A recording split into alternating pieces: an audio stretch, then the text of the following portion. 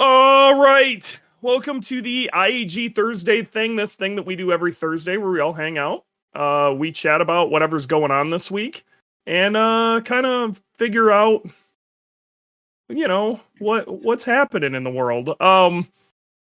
Today's topic, we got a couple of them, but the first thing I want to talk about is we recently put a post up of we have put together an STI RA package, RA block package, and I'm getting a lot of questions on who is this for.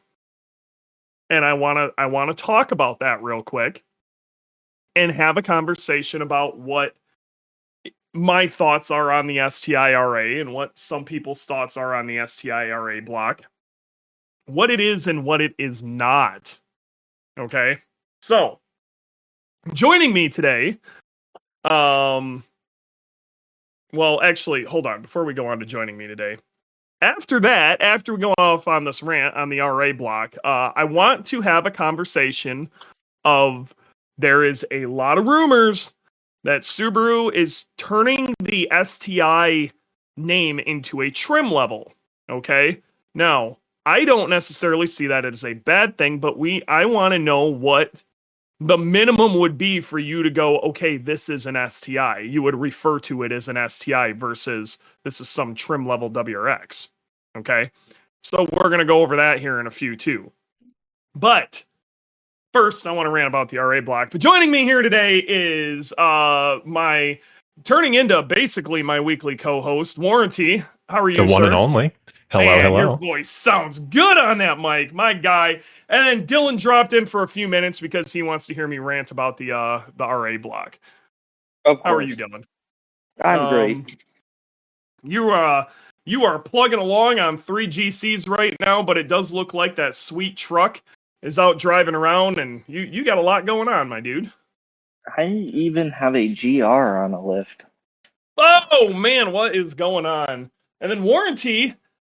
Did you not go out on a date with who we were referring to as Nancy? How did that go?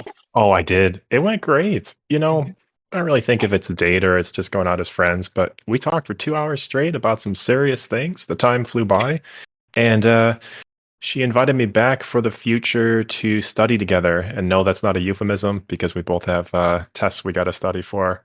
So I like a study buddy, and I'm looking forward to that. Study buddy. That's what the kids are calling it now. Okay. So,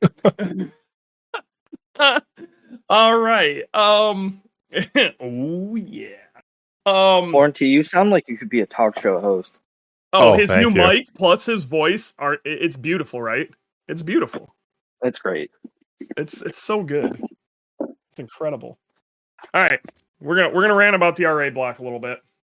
All right. So we just put this package up. We've had the RA block on our site for a while. Now, one of the reasons we did this, and I will let you in on a little secret that I may or may not, this is kind of an insider's thing, but I'm going to let everybody know. The RA block is actually the most searched thing, it is the most looked at item on IAG Performance's site. Wow. Now, I have some theories about this on why that is. Okay, but it's this. And so, with that stated, there, along with the internet hype behind the RA block and what it is and what it isn't, and certain people stating they can make lunacy horsepower using these things, all of that noise. Okay, Can we put names on that or no? No. Okay. No, we will not be doing that. You want to have that conversation outside of here, we can do that. But long story short, it's a lot of Instagram hype, and nobody really has any. The conversation leads no further than to how much horsepower it made on a dyno, not what it did after. Okay?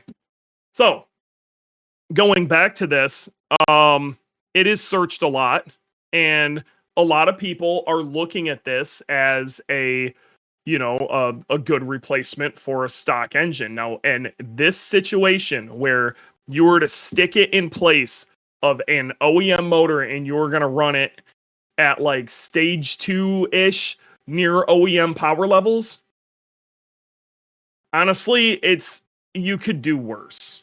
Okay. You could do worse. I don't think it's the worst thing you could do. I think you're better off than you know, doing what a lot of shops even used to do, where they would like basically slap a set of quote unquote drop-in pistons in these engines and just toss them out the door. There's honestly, it's probably going to be more reliable than having a machine shop build something for you based off the engine that you probably have that just failed. In this machine shop not having any background in Subarus, and the machining's really poor, and they aren't using torque plates and stuff, that's going to last you about 15 minutes. Okay. But what the RA block is not is a factory OEM, $2,000 rod piston engine. It is not capable of sustaining 500 plus wheel horsepower for any amount of time, at least not any more time than the old block was. In fact, it's actually worse at it. There are a couple of things. The STI RA case itself is actually softer than the stock case. It's one of the reasons when we build our engines, we don't use the RA case when we close deck a block, because the metal is softer. Why did they do that? You tell me. I'm sure there was some thought behind it, or maybe they're making it cheaper. What I can tell you is there's probably a reason that the RA block is cheaper than the standard STI block at this point. I don't know the exact reason for that, but there's definitely reasons behind that. But what people have gotten hung up on is they made a change to the piston. And for some reason, there is a fairly large group of people who should be significantly smarter than this. I've heard very intelligent people say this, and it aggravates me to no end, that the pistons are significantly stronger. Or I have even heard very smart people say that the pistons are forged. Neither of these are exactly true. Okay. The piston did have a slight redesign. There is some reinforcement on the skirts and down by the pin. Okay. There's more material there. So it's more reinforced down there. But the reality of it is, it really wasn't the weak point of these blocks anyway, or at least that piston. The piston problem was up by the ringland. The ringland is ever so slightly beefier, but these still have ringland issues. It's still a cast piston. It's still going to have the same problem. So it's really not. It's really not a. It's not a stronger engine. Now you still have the same rods. You still have these same bearings. You still have the same questionable quality control coming out of Subaru for a lot of their OEM product. So you're gonna have the same bearing issues. This isn't, if the people who are saying, I want a stronger engine, and this is a vast majority of them, I want a stronger engine, I'm gonna buy an STI RA block. My engine just rod knocked. You're literally putting the same engine back in your car. The thing that failed is the same quality or worse than what you had just pulled out of your car. And this is the thing I just cannot stress enough. If you are looking to modify your car, anything past very basic bolt-ons, okay, we're talking like stage 1 intake kind of stuff, maybe a downpipe. Very basic stage 2 things, okay? Like very basic cob, simple stuff, okay? You start going into ethanol or anything else to where you're going to start picking up a lot of torque, and you have an engine failure, you really need to look into something properly built. Our IAG 550 block, and to that degree, and I don't want this to be a giant, IAG ad, even though this is the IAG Thursday thing, but I truly believe you're better off with our 550 block, which is our base block, or even other brands, base blocks, than you are with an RA block, because what's up? No, I gotta jump out of here. I got a meeting I gotta jump to do. So Hey, I'll catch you guys in a bit. See you later. All right. So you're better off with a 550 block, or something like that. I would prefer you go with a 550 block, because I am still wholeheartedly of the belief we build the best Subaru engines on the planet. There's some loud people out there right now spewing a bunch of hate, and I think that's where some of this RA stuff is coming from. But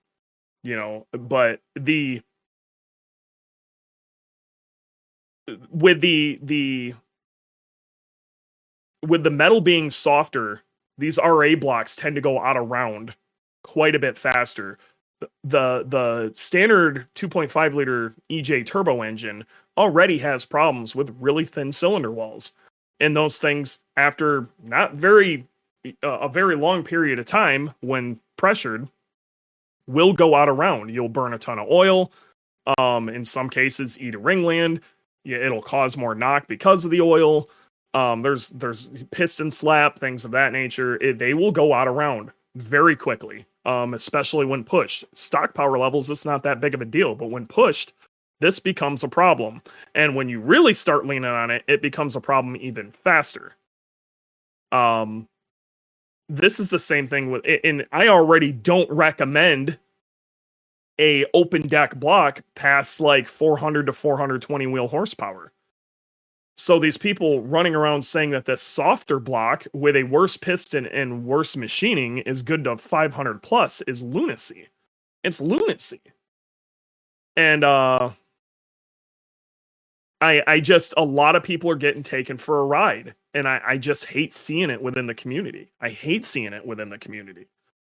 And again, I believe there's a place for this block, and that is for just off of stock horsepower levels, and you're trying to get the thing back up and running. I understand the price point makes sense. Now, going back to this, we already stated this is the most viewed thing on our site. And as intelligent business people, if they're going to spend the money on that, they might as well spend the money with us. Ryan, I will get to your comment here in a second. So we made this kit to make it even easier. Okay, but the amount of people, what you have is you have a lot of people who I believe are coming to our website because we're known for Subaru engines, and that is the cheapest engine on our site. And it's hard to beat. People just don't read. And unfortunately, a lot of we try to put in the description the best we can that this isn't our engine. This is just a factory sealed block. But a lot of people think that like it's our engine when it's not. So it's tough. Yeah, and the internet, as Ryan just put, parrots make it hard. So yeah, that's my rant on the RA block. Do I like I said, I believe there's a place for it. But I really need to stress that place is that window is a lot more narrow than people realize. And I'm going to keep harping on about that over and over and over. This is not your $2,000 forged bottom end. This is not the version 7 bottom end from back in the day. Like, those things were tanks. This is not. It's a completely different animal. Now, Ryan at Turbo Time, who's in the chat right now on Discord, and like I have said before, we record this live. So we have a chat. This is in our Discord. The links are all over the place. Or you can search. I don't know if you can search us or not yet, but either way, you can get to our Discord pretty easy. The IAG Subaru Insiders Lounge and on Facebook We have links all over the place on how to get to our Discord. So come to our Discord. You can come in here and you can join in the chat if you're listening to this after. But Ryan in the chat says, this is Ryan at Turbo Time, one of our shops. He's actually a gold dealer. He says, we have 2 RA blocks here right now. One is an actual RA, one's just a superseded block car or super session block car. But either way, both under 40,000 miles and oval the cylinders. And that's, like I said, that's happening a lot. Matt, are the pistons different in just physical design, or is it the metallurgy difference as well? They're slightly different design. The metallurgy is, from everything that we have seen, is basically identical. They're still a basic cast piston. Anything else? So that's any more comments on the RA block? Warranty, what's your take on this? I like talking to you about things like this because you are a very you like your cars stock, and if anybody trusts Subaru of America or just Subaru in general, it's you. And I would like to hear what you have to say about that. Okay, well, I'm glad you asked. So, first thing that comes to mind is coming from something outside of automotive, which is stronger and stiffer is not necessarily better.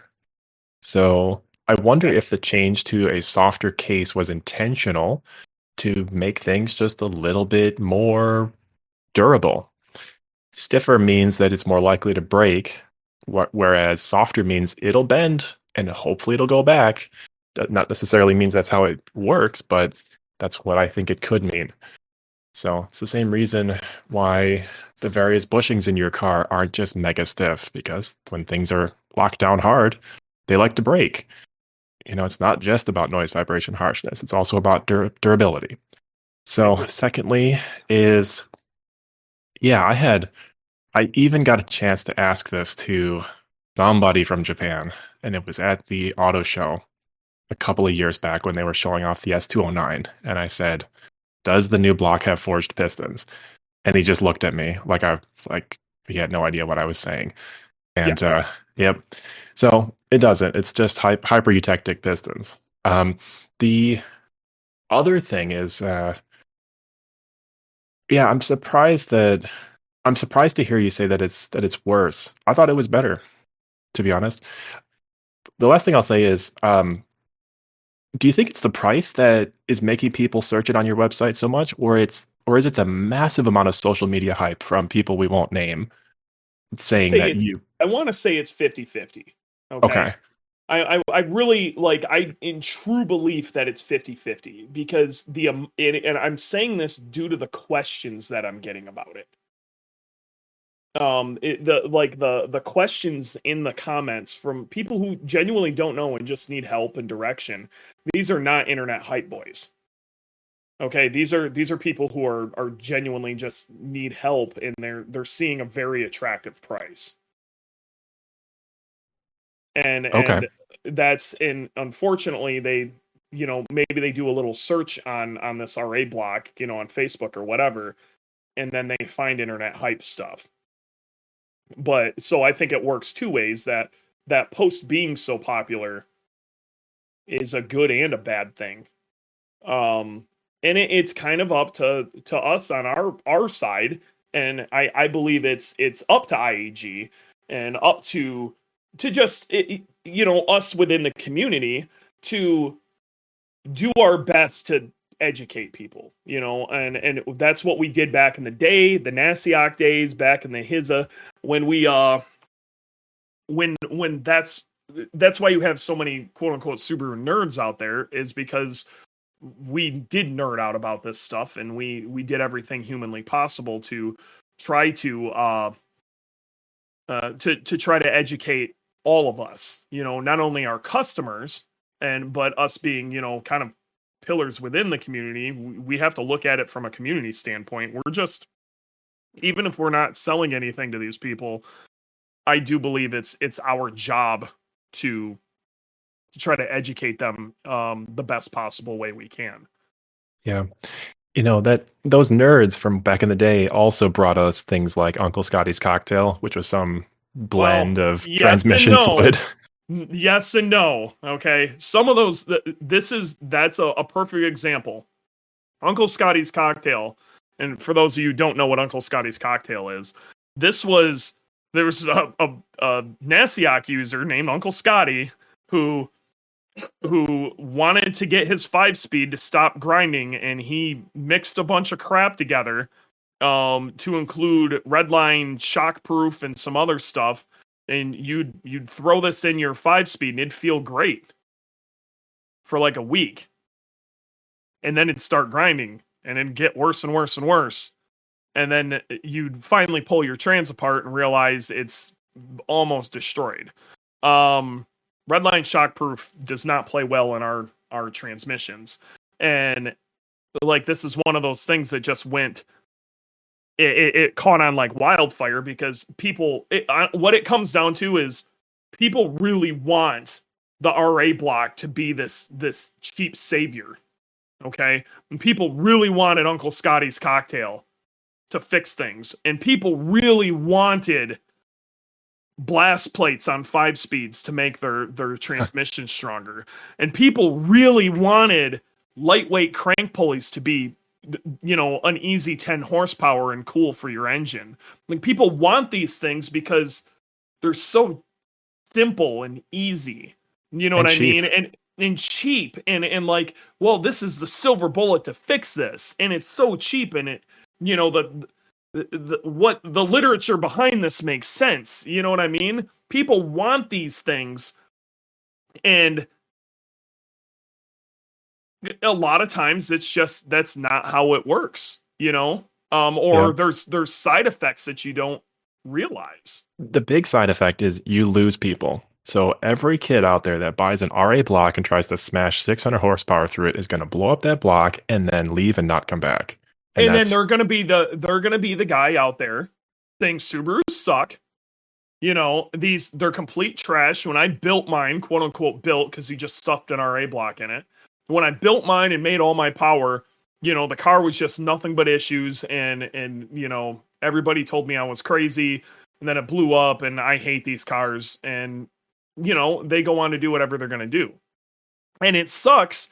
Because a lot of those guys, if they had a proper experience or talked to, got the guidance they really needed, they'd be in a better place.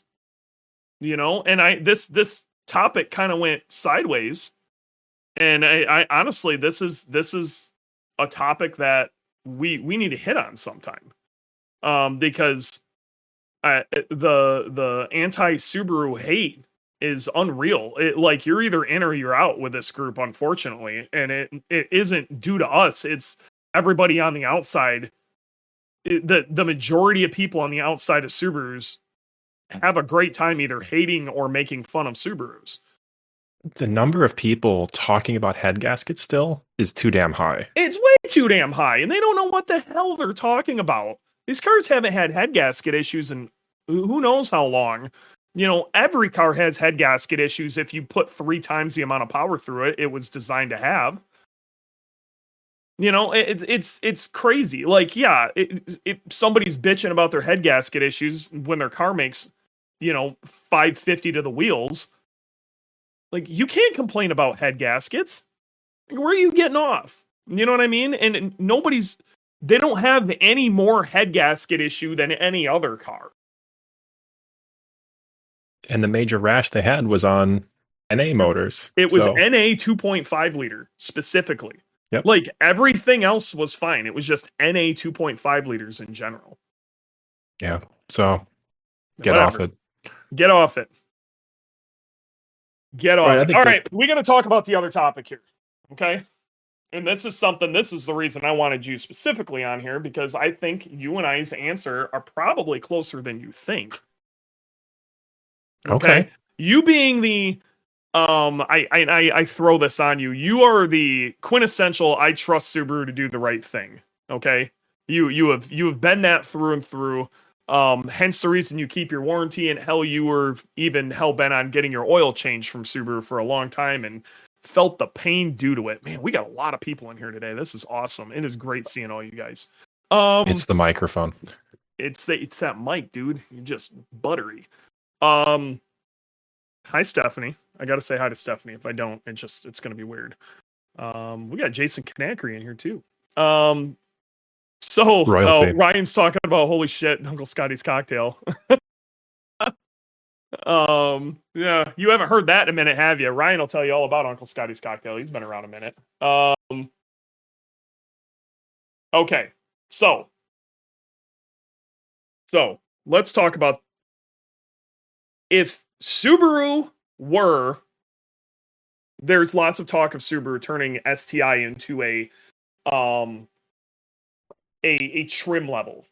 Okay, so honestly, when the STI came to the United States, it was called the WRX STI in 2004, but at that point, it was so drastically different. It was far beyond just a trim level of WRX or a trim level of Impreza.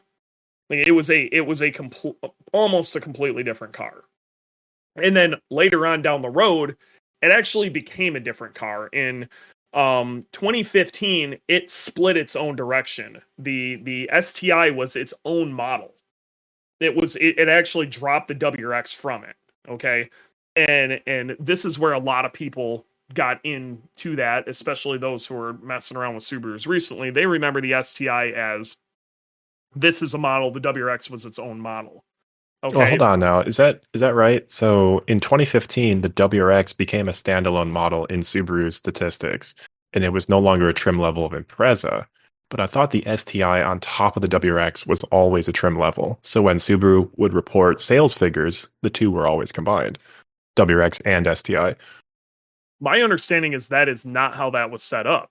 Okay. And the reason I'm telling you this is because of the way I see it on the back end. When you go through and like do a selective vehicle, this is how the aftermarket has it set up. And that comes from Subaru as far as like models and trim level. It's considered a model. Okay. And there was kind of a big deal with that. So either way, the car was drastically different. It looked a lot like a WRX, but past that was about it. They used different engines, different transmissions, different brakes, different axles. The interior was similar, but quite a bit different. And then we get up to the new VB, where they have discontinued the STI. Okay, but the WRX lives on. And the WRX is still its own model. It's its own thing. It's Impreza based, but us Subaru people know that. The WRX has become its own model, though. And so here's my question. If they're talking about making the STI a trim level, not just for the WRX, but lots of different vehicles. But when we talk about the STI, most people are going to think about, or talk about STI in general, most people are going to think about, the something blue with a big wing and big brakes, and it's basically Impreza based. And at what level, what would you need a VB WRX with an STI model trim? What would make you be okay with them calling it an STI and not being mad about it? Now, I want to give some background to this real quick. A lot of people do not realize that the STI was a trim level originally. Back in the very first original WRXs, we're talking the STI version 1. Now, I'm going way back here. I pulled up Salia.com, which is, this used to be called something else, and I don't remember, and they got sued due to the name, so he changed the name of it, and he still keeps this up. It's so much good info for old school stuff on here. But the original STI version, all right, that was built in 94. That was literally a trim level of the WRX. And it was a trim level of a WRX, and the WRX was a trim level of an Impreza. So it literally was the Subaru Impreza WRX STI version. And there wasn't much different about that car. But I want to hear your take on this, because it went from a trim level to it's progressed to a drastically different car, but still a trim level, to its own model, and now they're talking about bringing it back to a trim level. What would it need to be for you? Okay, I got something here. Sure. So in the rest of the world, STI is just an appearance package on other models, and then upgraded performance on the, I guess it's just the WRX. I don't know if they have BRZ STIs in other They had areas. Forester STIs that had 6 speeds, and they were basically STIs, but in Forester trim. Oh, I didn't know that. I thought they were just appearance packages. Mm-mm. They were straight up Forester STIs. Oh, wow. Okay. Well, I don't know how the rest of the world acts about STIs versus how the United States market does, but We're the U.S. market. We're talking about here. okay. I'm talking about you. You're the guy who Me. trusts I'm the guy. Subaru.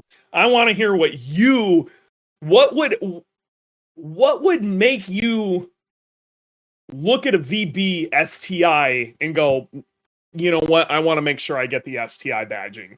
Like, Okay. what would make that special enough for you to go, that's worthy of calling an STI, which at this point I want to say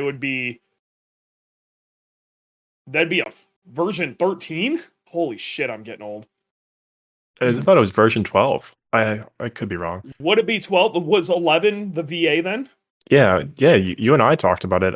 I had a version 11. Then it would be version 12 then. Yeah. Okay, Nonetheless, right. it's like iPhone 27, right? Yeah, it's iPhone 35. Right. Okay. So for starters, limited slip differentials, front, center, and rear. DCCD is required. And then on top of that, all the little bits and bobs that make that car better dynamically. So better suspension, better, lower control arms. You know this stuff better than I do. It's easier for me to just call it a competitor to another car. So I want a Civic Type R, except I don't want front wheel drive. I want an STI that is Type R levels of quality and engineering. The VA STI was very good. The VB WRX is not quite up to competitor cars, such as the N models from Hyundai or the Civic Type R. There is a big gap in terms of performance between a Civic Type R and a VB WRX non-STI. I want to pay $45,000. Yeah, 45. Let's say that. I want to pay $45,000 for a Type R class WRX STI in VB. I want slightly better interior, but honestly, it doesn't matter. That's what I want. Beth, what's your take on this? I want to hear you. Uh-oh. Does Beth work? She wanted to be on here. Beth, is your mic working? Oh, I'll keep going a little bit then. So Ryan at Turbo going. Time said consumer Brembos. Yeah, I looked up years ago. The Brembos that come spec'd on the VA STI, or every STI, right? The Brembos that everybody thinks about are the lowest tier, and they're an old design, and they work fine. They are spec'd. They were Brembo's Gran Turismo kit from back in the day, spec'd lesser. They were a cheap version of the Brembo Gran Turismo kit from like 2002. Yep. And they are spec'd for light duty track use, which makes me happy. And yeah, years ago at PRI, Dewey and I walked up to the Brembo people, and I just blitzed them with what would it take for a better Brembo kit for an STI, and they were like, they had no answers because STIs are a tiny market for them. Craig, are you spending $30,000 on your front brakes alone? No? Okay, stop talking to us. Right. So I think I think this is going to surprise you. Okay? It wouldn't take much for me, but I don't need to spend $45,000 on it. Now let's assume the new WRX is, I mean, what are they technically going for? What's MSRP on a VP-WRX? The high end, like the GT that I don't Chris care at about the 6 high Star end. I bought. want to know what the base bitch shit model is. Let's checking. Yep.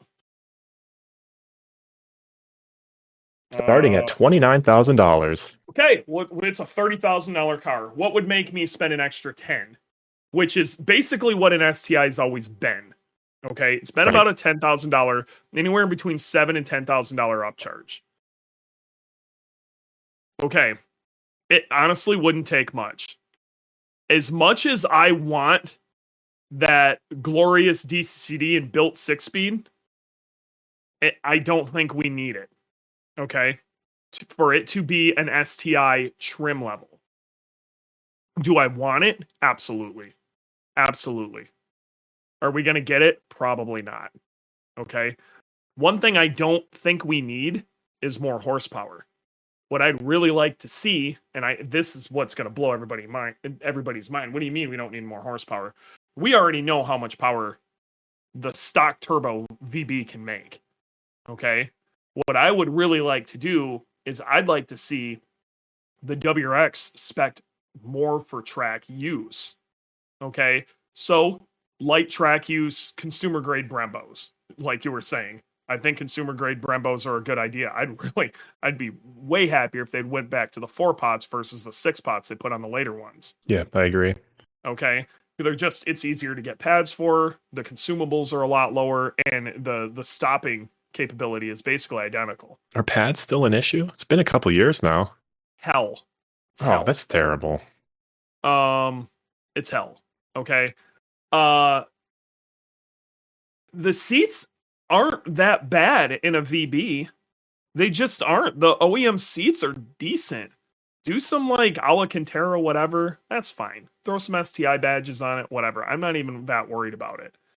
Now, what I'd like them to do is save money, put a cheaper infotainment system in it. Yeah. Okay, just put a very basic radio in it. I would even be happier if they put very basic climate control. I don't need climate control. I would be totally stoked if they put basic bitch knobs in there again. Okay, you're bringing up a good point. The original STIs that came to America were punching way above their weight class in terms of price to performance.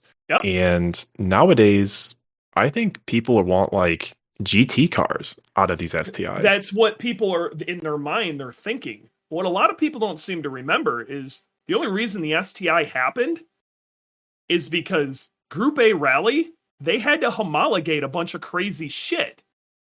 So that's why you got a new STI version every year. Or that's why you get like a V Limited or something goofy. Because they wanted to homologate something.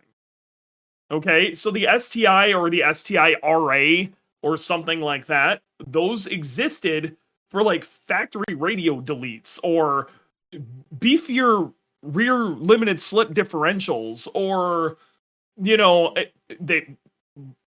DCCD, that was a big one. You know, adding DCCD to the car, that was something that came in the STI version 2. Intercooler water sprayers were factory. Yeah, you know, that was cool. You know, it had to do with World Rally Championship with Group A, and then later, and using some of the same stuff, Group N, which was basically a stock vehicle. Now, other things that the STI would get that the WRX didn't get, they would get like basically the same size turbo, but the STI version would be ball bearing. Okay? And in this situation, I don't think we really need that. Yeah, you would get like the VF22 would be on like a WRX, but then the VF20, I think it was the VF24, was the ball bearing version of a VF22.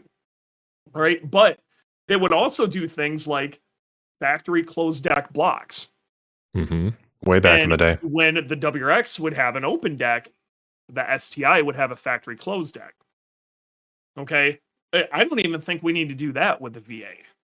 Or VB, sorry. I don't even think we need to do that. What I would like to see is it would be cool if they would slightly revise the gear ratios to be a little tighter. Okay? I would like them to put it would be cool if they put some sort of Torsen basic diff up front. I would like to see them put some form of plated diff in the rear. And a slightly more aggressive, doesn't even have to be DCCD in the center. But I really want them to put a bigger rear diff and beefier axles in the rear. Okay. So while we're on this subject, Yes. we should talk about the WRX-TR. Well, let's talk about the WRX-TR, but we need to get to that. Okay. Let me get through my STI explanation. Okay. Okay. I want a better top mount intercooler with a water sprayer. And I want a factory oil cooler. So what I want them to do is trim weight, and then they're going to end up adding weight in other places, bigger rear diff, brakes, stuff like that. But I want the curb weight to be the same or slightly less. Now, when you say oil cooler, just so that we all know, that's an air to oil cooler, not the air to water. I'm sorry, oil water cooler that comes stock in the STI. That thing's was always kind of a joke. I want a proper like Spec C style radiator. Spec C style, like radiator style oil cooler. Yeah. You know, Okay. front mounted, ducted well. You know, that's what I would like. And then as far as appearance goes, I'd like to keep it really simple, but I'd like them I'd like to see them put slightly wider wheels on the car. Slightly wider wheels so you could put a grippier tire on it. You don't even have to change the tire, just put a wider wheel on it. And then obviously it would be cool if they would paint match the side skirts. Yeah, IAG paint matching the side skirts on their shop car looks fantastic. Yeah, I mean, honestly, I would like the car to look like our VB. Our VB looks phenomenal. Our VB drives phenomenal. I love our VB. But I'd like to see them go back to doing the little things. Is really what I'm getting at. And we'll take care of the horsepower. Like, give us the little shit. And the stuff that's annoying. The chassis on a VB is great. The track slut VB guys, and there's not a ton of them out there, but the ones that are seeing really good success with it. That chassis is great. You know, and honestly, the VA chassis was solid. Mm-hmm. These are big cars too, so I like that they're able to get down on track. Yep. And they're getting down on track with next to nothing. You know, they got open diffs all over the place. Mr. Dylan. Dylan, how are you? I wanted to butt in on this when you guys were talking about the like climate control and stuff, everything being more basic. Yes. Because one of the biggest things that I actually love about my C6 Vet compared to most of them is the simplicity in it. Like the climate control module. Yeah, in my Vet is literally like the same thing out of like a freaking 2002 Cobalt. It's literally like 2 switches, like it does the job. Like it's nothing fancy. I don't need a quadruple DIN display. Like I wouldn't want that in an STI. Like I don't need a big screen. I don't want a big screen. I want simplicity, lightweight, fast car. It was one of the things that GM did really well, copying and pasting from everywhere. Don't reinvent the wheel. Honestly, I like my BRZ infotainment system a lot better because it has more knobs and buttons. I do not like the new Outbacks or the new WRXs where it's a massive touchscreen. Such a mistake, but I could be the only one. I think I really like the tactile feel of like, you know why I like this? If you're driving on the highway and you want to turn the radio up, you have a knob and you can feel it. You know what I mean? You don't, if you're just touching a flat screen, you have to look at it and make sure you're interacting with it. And maybe it's my inner boomer, but I hate having screens in my car. Like, that is the biggest turnoff for me for looking at a new vehicle is all the stuff. I hate how much stuff is in a vehicle. Like I absolutely hate it. Like I am very simplistic. I want to drive the car. I want to enjoy the car. I want to, instead of having I have AC. No, don't get me wrong. If you haven't tried AC seats, they're the bee's knees. But if we're talking about a performance car, like yes. I much rather have AC seats in like the WRX TR than the STI. What I don't want, I think the TR should be the Tourer. You know what I mean? And the STI, I would like to see it become more raw. In a perfect world, I'd like them to put half of the sound deadening in. You know what I mean? Right. And Yeah. like solid mount some stuff. And like I would really like to see that thought of as this is the performance and very performance oriented model of this. And not try to Right. not look at it like we need to refine this to the level of like a BMW M3. I don't want it to be refined. I want this thing to be raw. We've got some good comments in the chat about Yeah. this. So, first one I'm looking at is from Beth at IAG. Subaru's idea with the larger screen was for people to use Android Auto and Apple CarPlay voice commands along with the car's voice command. They got rid of buttons because they wanted people to be less distracted with buttons. Okay. So I got to comment on this. I have to. Yeah, go for The it. problem is you are then assuming that people are going to use Android Auto or Apple CarPlay. And I will go as far as to say 50% of the people who are just bouncing into this car and ripping down the road real quick aren't. Now, while I agree with this to a certain degree, there's something to be said about I'm listening to a podcast and I just want to turn it up a little bit. And having a knob just works better. I feel way less distracted with knobs. I don't have to look. I don't have to learn a new interface. Subaru with their three climate control gauges at the bottom, plus the hazard lights in the top center between the vents, that's the same across multiple cars. So I never have to think about, oh, I got to put my hazards on. I just instinctively reach for the same place every time. That's got a lot of value to it. Yep. Yes, it does. And I think some of that is getting lost. Now, there are some advantages to putting a small basic screen. You know, if there's nothing behind it, you're not going to have a lot of moving parts. It might end up being lighter. Or cheaper. You know what I mean? Yeah. Maybe they could put a smaller screen. Mm-hmm. You know, give me a half-size screen and give me a cubby there or something. The cool thing about a cubby is I can put gauges there if I want to. So give me half the size of the screen. Give me a big flat spot there that I could stick some gauges.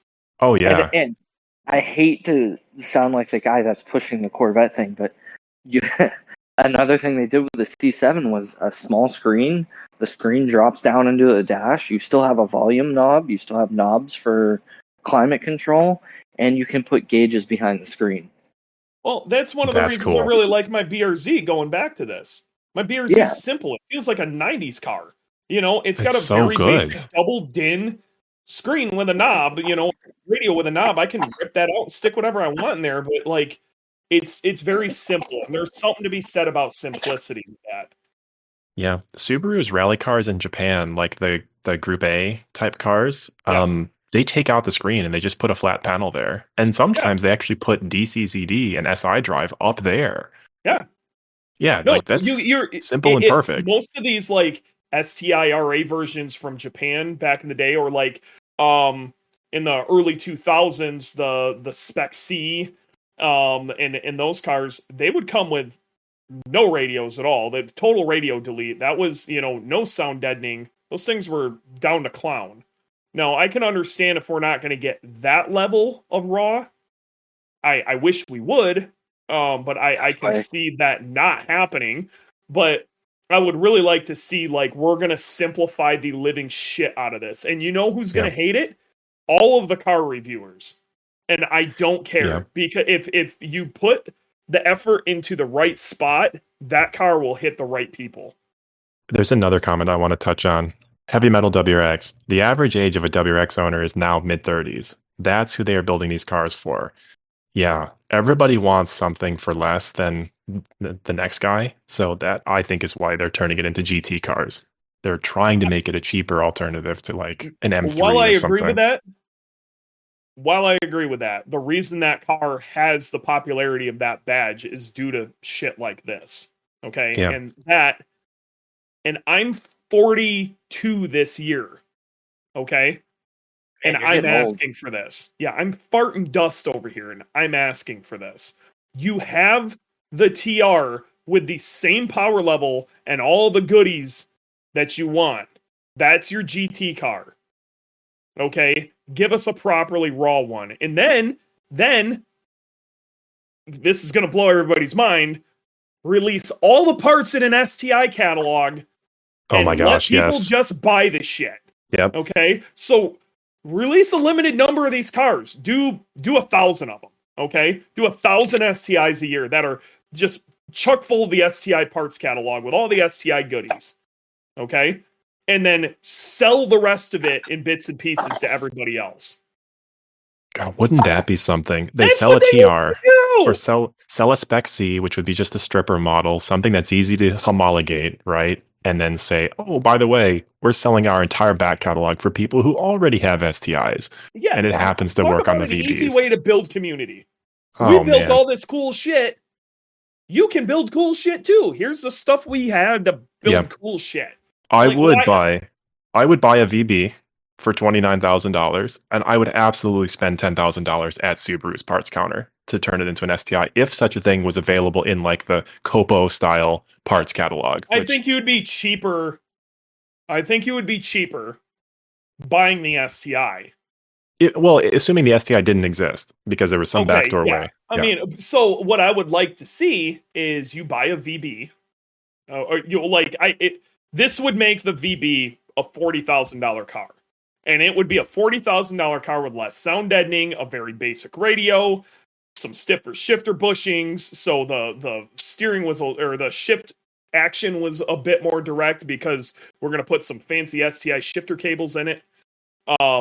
Because how can you not do an STI short shifter with all the shit that we have mentioned?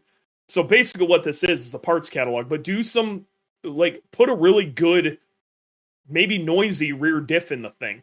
These that I'm talking about, all of this steering feel, and the reason they talk about, like, man, 90s cars were so much fun to drive, 90% of it would come back. 90% of that vibe would come back.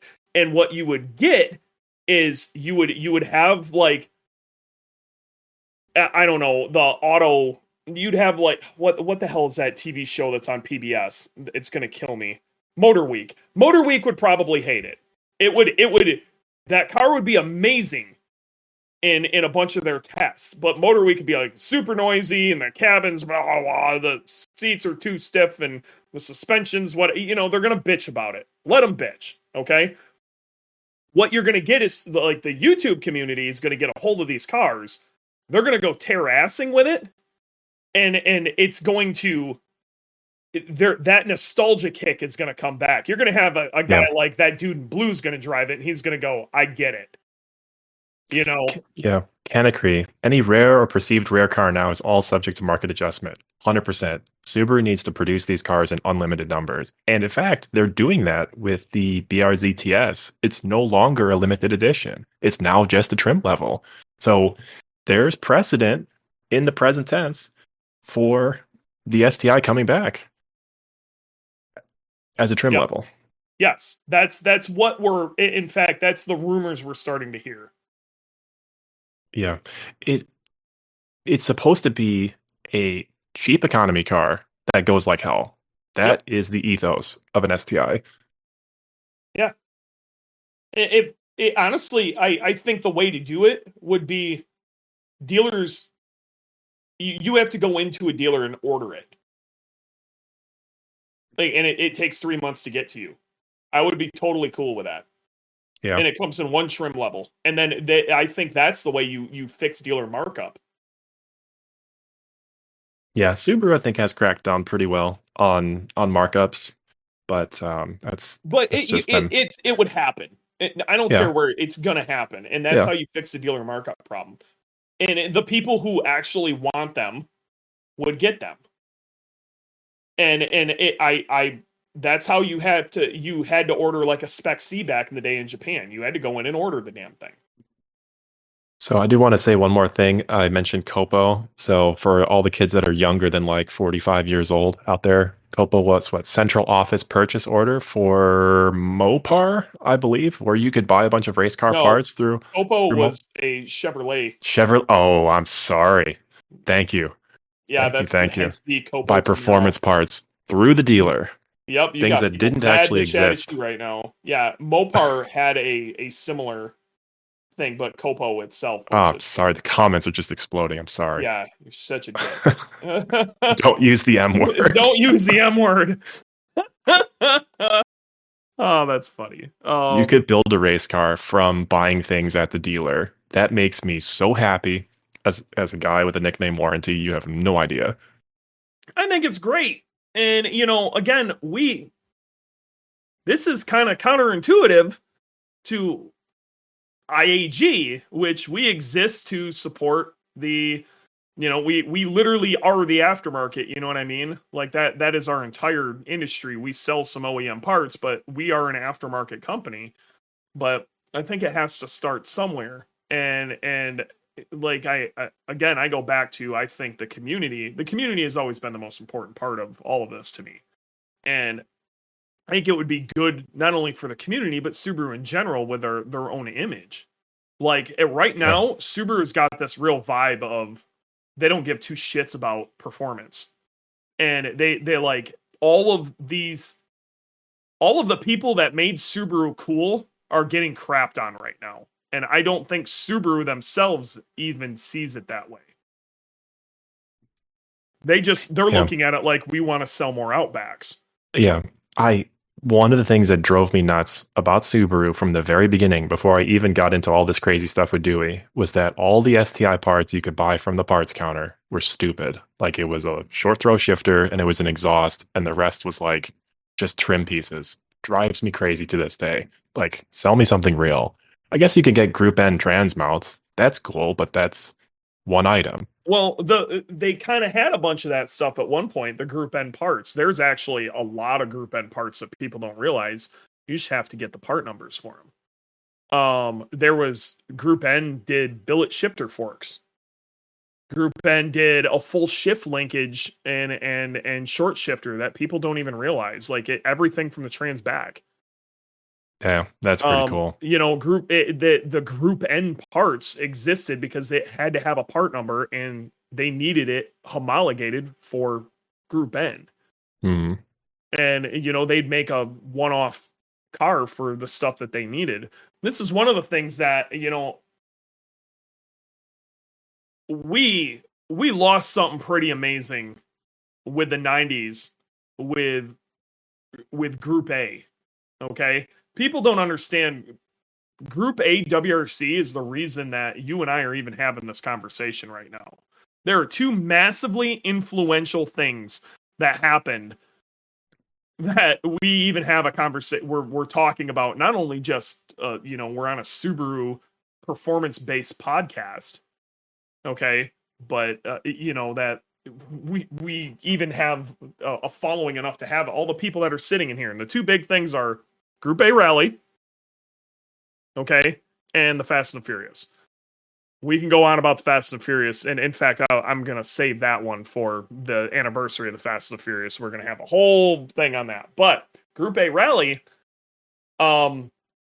essentially what that was, after Group B was banned, they made it a lot harder to make to make a rally car. Not only did they put a pretty serious limit on sizing of the engine and the amount of power it could make, but you had to make a significant amount of these vehicles that had to be like literally produced before you could use the goodies from them.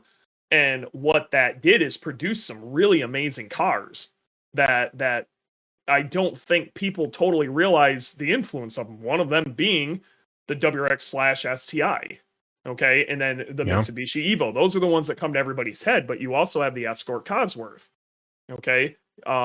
Which also bled into the RS and other stuff for the Focus. You have the Lancia Delta Integrale in whatever evolution version that was. You had the Celica GT4. You had a lot of it. That's where all these cars came from. Nissan even did the GTR-I or GTI-R. And this is something regular people can buy. So they were built off of cars that that chassis had to have a pretty significant amount made of them. And then we kept getting newer and more interesting versions of these cars with newer and more interesting technology due to Group A and Group N.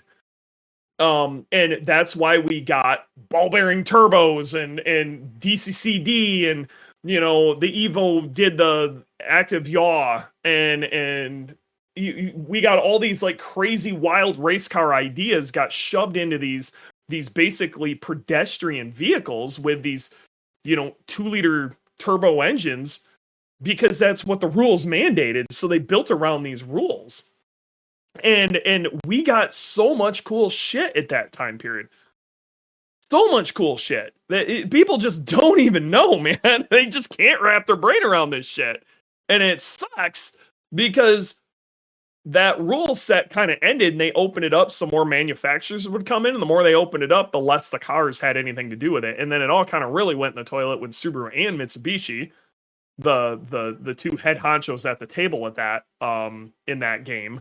Both left the WRC for their own reasons. Mitsubishi's losing their damn mind and Subaru getting wrote out of the rule book. And what we ended up with was, these cars that didn't have to advance anymore. They didn't have to do new and interesting, cool things to keep up with the other guy, to beat them, at the track or on a rally stage. They didn't have to do that. They didn't have the competition. When you take racing out of it, a lot of the ingenuity goes away. This is one of the reasons that we like to race, because we find a need to make new and interesting things. Yeah. So FIA WRC. That's comment from Ryan at Turbo Time. Yeah, I have a pet theory that WRC is just completely irrelevant nowadays. It totally is. And I hate being that guy, but it is. The tech is so cool, but it's so far away from regular cars. And it's not relatable. It's not even kind of relatable. It's not even, look at that damn car and look at the car. It's not even close. It's not even close. That sucks. You know what I mean? I want to be able to go buy a damn rally. That's why I got into this.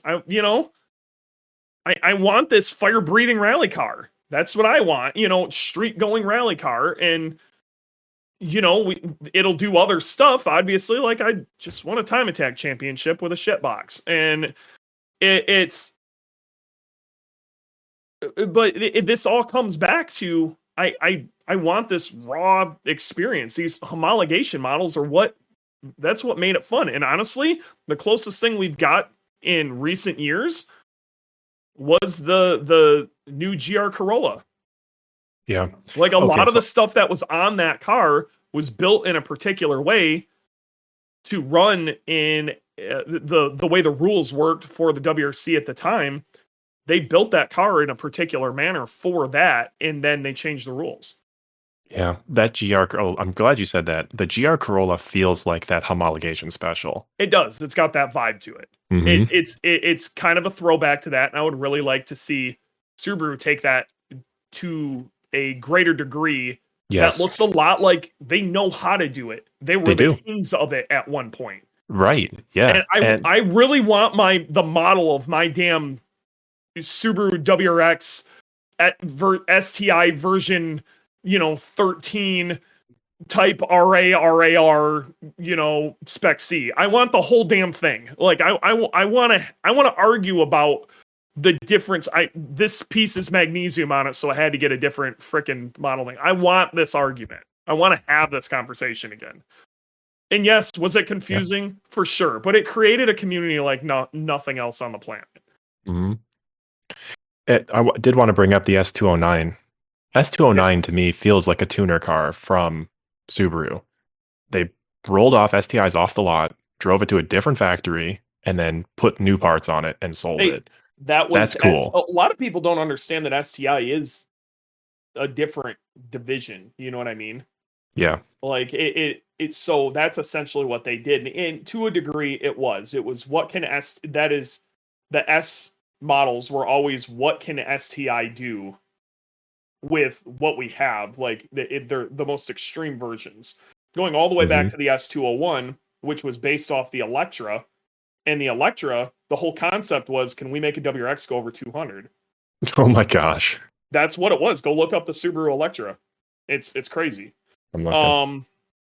And then from there, it turned into S202, was like, let's throw the parts catalog at it of all these really cool things. You know, if we were to make the ultimate performance STI right now, what would it be?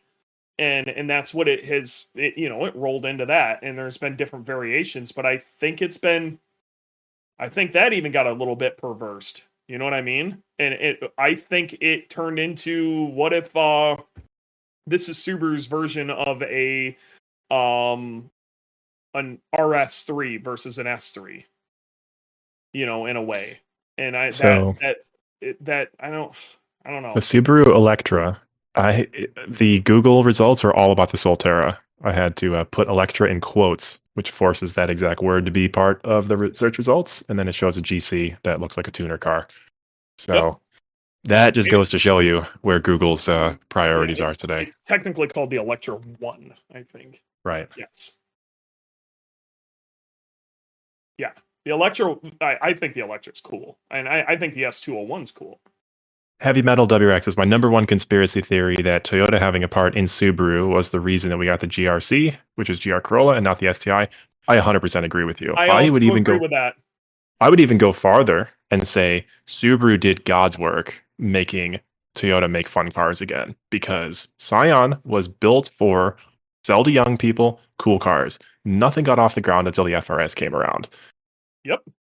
I wouldn't say that. They sold a decent amount of the original TCs. They sold a pretty solid amount of those. Then they brought the Toasters over, and those had a really weird following, but never really got moving. But yeah, you're right. When they made the FRS, that was huge. Old people loved the Toasters. That car was ahead of its time. Yep. Way ahead of its time. And they had no concept of older buyers wanted that car. No. They didn't understand it at all. That's a company completely missing the mark. I was also like, the BRZ was supposed to be sold to people who already own a Subaru, and that's going to be their second car and only going to drive it on the weekends. Oh man, that BRZ is so practical. It's a great single car. Well, they didn't realize the majority of the people buying it were going to be old WRX owners who were just trying to do something different, and or people who couldn't look at a Scion badge. Yeah. Yeah. Why not approach Subaru as IAG and offer parts for sale? There's actually been talks about that. And I agree with you, like APR does with Volkswagen Audi. I think that would be something worth looking into, but I can tell you the EPA has made that harder and harder.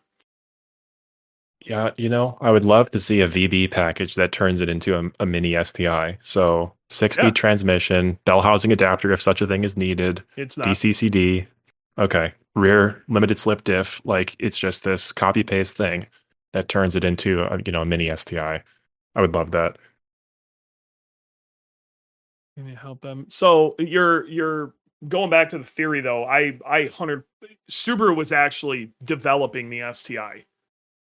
There was a development on an FA24 VB STI, and it got shit canned. And I truly believe Toyota's influence was like, we want to sell GR Corollas.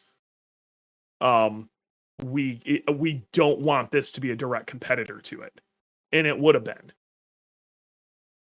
And honestly, it probably would have done pretty well against it, just due to the fact that the GR Corolla is on a 3-cylinder. This would have been a 2.4 liter. That's a 1.6 liter. So it would have made a ton of torque. If you drove them back to back, they wouldn't have been. If you're trying to cross shop them, it wouldn't have been very fair. STI was 90% done. EPA came in and said, nah, when I heard this from Subaru themselves when I went to training, Beth at IAG. Wow. Yeah, I believe it. Yeah. No, I believe it too. And they probably could have made it happen. But it was a rough time. Subaru spent ungodly amounts of money getting the S209 ready for the American market. STI became a sister brand like Lexus is for Toyota. That costs a lot of money. Yeah. No, that was crazy. I'm still blown away we got the S209 here. I'm still astounded that exists. Like, it just absolutely blown the hell away that even exists. Yeah, same here. And also, if anybody wants the easy button to win a time attack class, just go get an S209 and go run street. Like, that's it. You don't need to do anything else. Get an S209, go run street class in grid life. It's hard to sell cars, man. So yeah. Maybe we shouldn't be so harsh. No, I take that back. Let's be as harsh as possible. It's just our job to be harsh. Bully Subaru into doing the right thing. Make Subaru great again. Yes, make Subaru great again. I've got the hat literally I next just to me found right the now. hat again. If Joey's listening, I found it. It had been lost for like 6 months. No, I got the hat literally sitting next to me. One of my favorite memories in Subaru is when like 5 of those hats were walking around at SubiFest, and so people know it's white text on a red hat. It's Make America Great Again. It's Make Subaru Great Again. Looks the same. It looks identical. Yeah, it looks identical to the MAGA hat. And and at the time, people were mad, right? Yeah. And to hear the guy on the PA at SubiFest go, "Make Subaru Great Again." Subaru was always great. That was so good. Was it though? I don't know. What's really funny is we don't realize how good we had it a very short period of time ago. But with that also stated, I think this has the ability to turn into something awesome. But I totally agree. I really think Subaru is reading the tea leaves wrong right now. Like, let's say Subaru doesn't want to make an STI right now. They already have done the EPA work on the current WRX engine. Do the world a favor. Please shove that into a cross truck. Oh my gosh, they would sell 1 million of them. I would be there. I would be there. Yeah. Just call it the Gravel Express. Yeah. I will come trucking, my guy. Yeah, I don't understand why Subaru doesn't realize that people like small cars. Not everybody wants a full-size SUV. I don't want a giant car, and I'm so over it. Like, what made Subaru good was it was a niche thing that a lot of people were like, I think I kind of dig what they're doing. But as Subaru, more people came in, they started making their cars try to appeal to more people. Like, Subaru needs to be Subaru. S209. So Canacry asks, was it $70,000 USD? So a quick Google search says that it was $64,000 plus whatever markups were on there. And for the record, on this podcast, it was overpriced for what you're actually getting. It was an enthusiast car. It was way overpriced, but the cool factor of that particular car getting sold by Subaru was off the charts. So you got to pay for it. That car was not for everybody. And you didn't buy that car because of whatever numbers it produced or whatever. You bought it because it was an S209. Right. Okay, and I'm still of the... I don't think that car was mispriced at all. I agree. And be mad at me all you want. That car is... I think S209s are cool as shit. That's a collector car.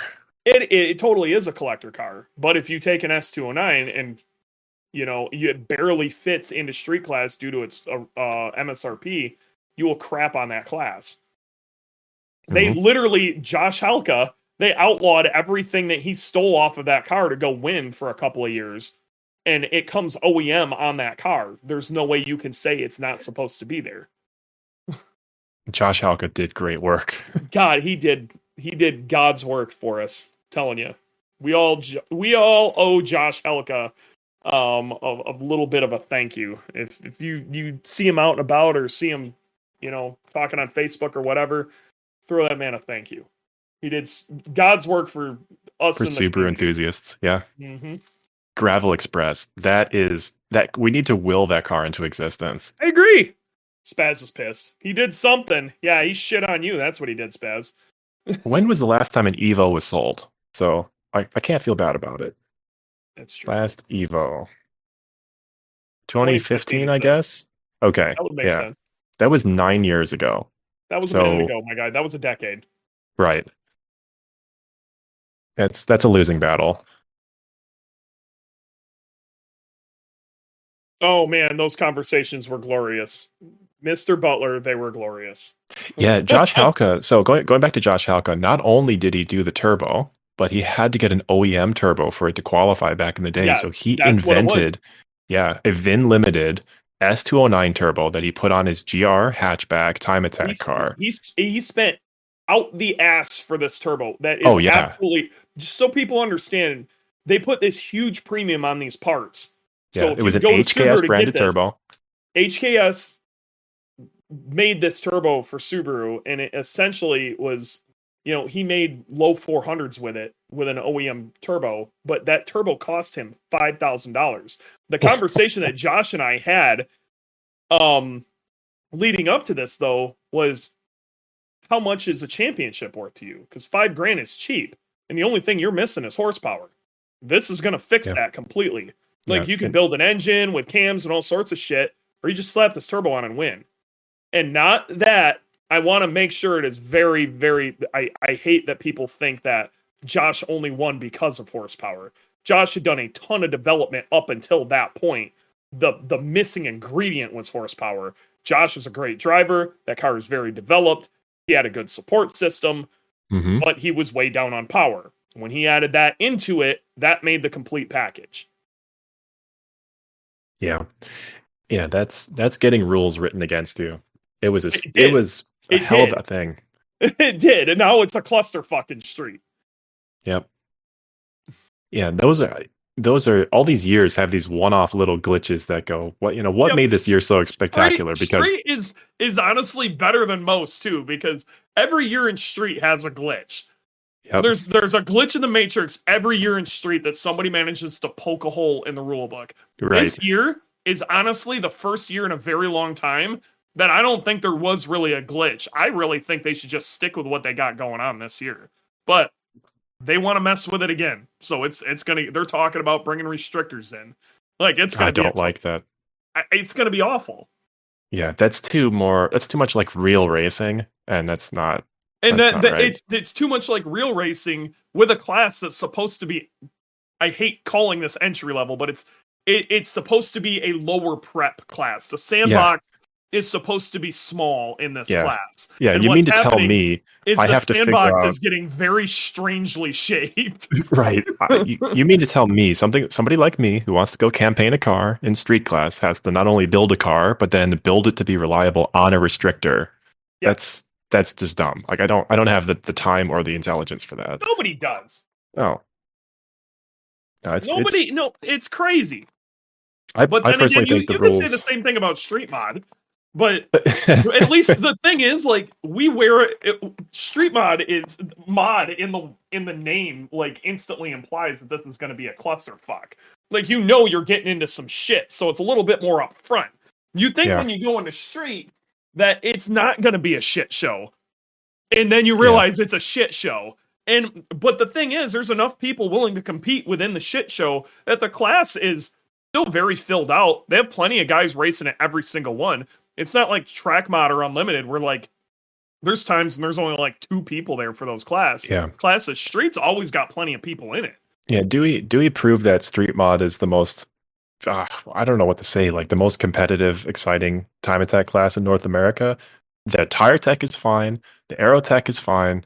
You can make plenty of horsepower, and that's all you need. Yeah. You don't need sequentials. You don't need high budget. No, and not only that, like, it isn't just, it leaves plenty of room for innovation, and you got plenty of other people taking drastically different routes and getting very similar results, which I love it. That's why I love that class. The same thing's happening in Street, but it has been narrowed. You kind of have to pick, you have to pick fairly close to the correct chassis to be competitive. Yeah, I believe that. So Any last words on the STI thing in I don't know. general? I'd like to hear if anybody else has anything interesting to say on that. I had one last thing to say, which is the TS trim level. Yeah. I think that's Subaru trying hard not to upset regular people. You and I and the people in this chat are enthusiasts way up there, up the hill, and we're up on the top of the mountain. Regular people don't know that the STI is anything else than a really fun WRX. They don't realize that STI is a trim level for a Forester and for everything and other markets. I'm going to go back and I'm going to keep saying this, and you hate it when I do this. That's okay. I think there's a lot more of us than you think. Oh, and I think that the psychopaths are the ones that talk the normal people. They're seeing, we explain to them how much fun we're having, and then they purchase the vehicle. And if in the end, what they're trying to do is sell cars, they need to appease us. I've said this same thing about tires too. Yeah. You can walk out of a Walmart and just start asking random people, hey, what kind of tires on your car? Not a damn one of them know. You know why? Because they go into the tire place and they pick whatever's cheapest and fits, or what that guy in front of them tells them. Okay? Yeah. That, hey, this is a solid tire, it's going to last you a long time. There's the very narrow, like 5% of people who actually pick their tires. Okay? But they're basing it off of what other people are saying. So like that narrow 5% is looking at the 0.5%, which is guys like me saying this tire's where it's at. Yeah. Okay. I'm in that 5%. So that 0.5%, that's the market you need to aim at. You need to get those people happy, because they're going to sell your tires. And that I think the same thing is the way it works with Subarus or a car manufacturer. Make that 0.5% happy, and then the rest will follow. You will sell more base model Imprezas because you made the STI guys happy. Because they're the loud, crazy sons of bitches who make... We're the nutcases that are out there advertising for you. You know, I'm actually glad you said it that way. And that reminds me of what we've actually lived, which is... back when the Subaru $500 off coupons were a thing for Subaru ambassadors, they sold so many cars that way. It was nut jobs that were, psychopath enthusiasts for Subaru. They just go talk to regular people and say, oh, by the way, here's a $500 off coupon. And people would. Hell, I wasn't even an ambassador. I think I got like 4 cars sold. I remember taking a coworker out in my STI and ripping it on an on-ramp. And then like 2 days later, he goes, oh, by the way, I bought an Impreza Sport. It just happened over and over again. Your STI sold an Impreza Sport. Oh, yeah. And an Outback. That's what I'm saying. Like, my family is diehard Michigan Union. And I got them to seriously consider getting an Outback. How crazy is that? That's crazy. Counterpoint. Okay, let's see what Heavy Metal WRX says. Those people that do buy don't do what we do. They don't have to. So their experience doesn't reflect it. Heard from people who say you should get, because you don't race or autocross super well, just buy it. Feel comfortable. No. What I want to make sure people understand is I think Subaru should build cars for everybody. But I also think they should build cars for us. They need to do both. And I can understand, that's the beauty of a homologation special, is you make a cheap everybody car, like a base Impreza or something like that, and then you throw a bunch of crazy go fast bits at it and make it what it is. But that base model car, is what they're probably going to sell the majority of. Honda sold how many damn Civics? Base model Civics, but they also sold the Type R that had no sound deadening and an engine that revved at 9,000 RPM and made 190 horsepower naturally aspirated. You do see some regular people buy the Outback Wilderness, for example, but that's a fun car. That's a good car. You also have guys like me who, I own an STI, I own Boogie, I own a BRZ, but I also own a Crosstrek. It's a great car. David S. Pumpkins. It's David S. Pumpkins is a great unit. And you know what? It starts every time, and I drive it down the road. And it does exactly what I want. And I bought one because I specifically wanted to make sure I got one I wouldn't mod. I really wish they'd give us the turbo one. One of my neighbors saw me park my car in the parking garage yesterday night, and he walked up to me and gave me all sorts of compliments on the car. He Yeah. drives a GLI, so that's the Volkswagen Jetta or something. Sure. Yeah. Little It's sporty. the Jetta. It's the performance-y Jetta. Yeah, Yep. and an older gentleman. Yeah, he and I had a great conversation, and it started with, "I love the way that car looks," and I told him it's practical and everything. How much does it cost? 30 grand. Yeah, it Yeah. doesn't take much. If this was a Porsche, $60,000. Yeah, I feel like I You're get not more. gonna and not only that, like, unless you're buying like an SUV, Porsche or something, it's what you have. Even your BRZ is practical, but like an STI is super practical. Mhm. One of the things that sold a whole lot of WRXs and STIs is, somebody's going to have a kid. They got to get something more practical, but they still want it to be fun. Adam, all the old guys think our BRZs make way more power. He actually asked me how much power. I said 230. He said that's plenty, and so he knew what he was talking about. The cars do look fast, though, even though they're really not. Oh, yeah. Yeah. I've got a lot of compliments on the car from non-car people. I've had multiple people ask me if it's a Supra. So. I like, what did he say up here? R. McQuaid, he says anything's a street car as long as you drive it on the street. I mean, I drive Boogie on the street. Then Tim Her down a little ways, he goes, when did you get into no prep? How about when did you get into street mod? Oh man, that's so funny. The first gen BRZ is a great looking car. I agree. I think the second gen BRZ is a great looking car. I personally like the way the first gen BRZ looks more than the second. But like, if the first gen never existed, I think the second gen would still be a phenomenal looking car, and both of them look great. Like, I have no qualms. I prefer the first gen because it reminds me, just in the way it looks, especially in the interior, it feels more like a 90s car. It's just very basic, and I like the angles and stuff on the first gen more. But that's me, and like, both are aesthetically pleasing cars. So I don't know. Yeah, I totally agree. I don't like the first gen personally. It's fine. It always looked like a catfish to me, but second gen is just gorgeous from all angles. I call my car Formula Catfish. That's the name of the car. Formula Catfish. Yeah. That's fair. Your car is more curvy. I like the angular bits on the older BRZs. I also like the rear of the older BRZ better. Just the way it looks. I just think it's and I really like how very basic it is. Safety Mike, I tow a lot of Miatas off track. That's because there's a lot of Miatas on track. Yeah. Tim Hurd put 2 buses on a guy. Everyone is complaining they couldn't turn their cars down far enough. I cranked mine all the way up and let her spin. Yeah, that's oh yeah. Back half no prep is the most fun I've had in my wagon. There's you can have there's certain situations where Subarus just completely excel, and they're a ton of fun. Love it. Yeah, and it's garbage conditions, no prep, and enough space to back off somebody. Yep. The worse the conditions are, the more a Subaru tends to, and that's, I think that's why I like do well when the track goes to shit. I'm used to driving Subarus in shit conditions. Oh man, I still remember Great Lakes Dragaway with Tim.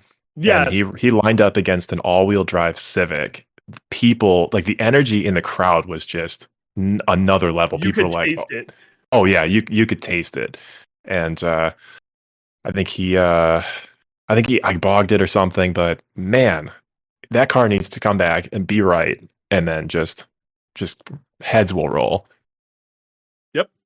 We need to get Tim back in it. We miss Make Tim her drag race again. Yep. Make Tim her great again. Tim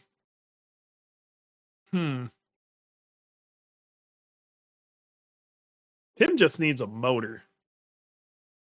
You should invent a 2.35 for that man.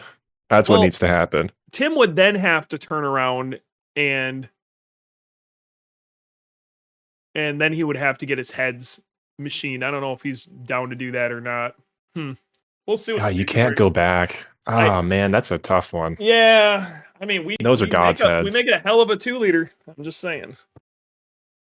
Well, I think this was fun. We did an hour and a half on this. I think it was a good conversation. I'd really like to see. I'd really like to see STI brought back as a trim level, but I want it to be done right, and I'm really scared what we're gonna get is some side skirts and a wing that doesn't exactly match, and some red seats and a shift knob, and it's gonna be like a $5,000 upcharge, and that would suck. Yeah, And I'm an optimist. I think we have better things coming, because if we don't, well, we're in trouble. Are we though? Car enthusiasts, man, we're paranoid of the electrification of the world, of the EPA. Man, I just want to drive my damn car. I agree with you, but I don't think we're in trouble. Okay. I think the car enthusiast scene is going to change, but I think there's going to be a lot more emphasis on the aftermarket and just keeping these cars on the road. And we're going to have to start thinking if within the aftermarket, we're going to lose more and more support from Subaru. As the aftermarket, it's especially where we sit with IAG, we're going to have to step up and fill that void. That's where what has happened kind of recently is Mazda came to the realization that they needed to keep RX-7s on the road like FDs. You can get pretty much anything you need for an FD from Mazda now. Now, is that a marketing thing or what? Why wouldn't it be? Yeah. And I mean, Subaru's GM's product catalog, they're like their Subaru performance parts, I keep saying Subaru because that's where my brain's at. GM performance parts catalog, you can get damn near anything you need, including crate engines and all sorts of shit. Nissan does a lot of heritage parts too. I really think Subaru, the thing is, I don't know if Subaru's big enough to pull that off, but I do believe that we as the aftermarket of Subaru may be able to fill the gaps a bit, especially since we have gotten to the size and made the connections to be able to do a lot of these things. You know, the world is getting smaller and smaller. At one point, this was all, dark magic. It's not anymore. So, okay. This was fun. I had a good time. And so I think we're gonna end it there. This will be, do us a favor, share this thing, okay? Share it. Share this podcast with somebody. That's you all have homework. Share it with at least one person. Okay? Share the podcast, be like, hey, we had a great, I know you guys have Subaru friends or you wouldn't be in here. Share it with somebody, make them listen to it. We'll have a great time. Make them listen to Warranty's beautiful voice. And only the best for you. Yeah. And I mean, we're going to keep up on Warranty's dating life. We're going to be bringing on some cool people. Rick Wilson will be one of them here in the not too distant future. Ryan at Turbo Time is going to be a good one. Ryan at Turbo Time, I think, is going to be a fun one. We hopefully should have some theme music here soon from Mr. Heavy Metal WRX. By the way, I'm a big fan of hair metal. I'm just going to throw that out there. And, I want to get some people out here. I would kind of like to have Tim Herr out here sometime and just talk about bad street racing stories. Oh, man, that might be a good one. We might just have to get some of us OG street racer kids and just talk about Mexico stories. And it would be a really not good conversation. We can see if we can inspire people to do stupid things again. But we have some cool stuff coming. We also have a really good one coming of Graham and I are going to have a conversation about some major changes happening in the engine management department of Boogie and why we're doing it. And I think that's going to be super interesting. Basically, if you have good engine management, why would you need better? I think that'll be a fun one. So I think we're going to call it there. It's been real. It's been fun. It's been real fun. And we will see you guys next time.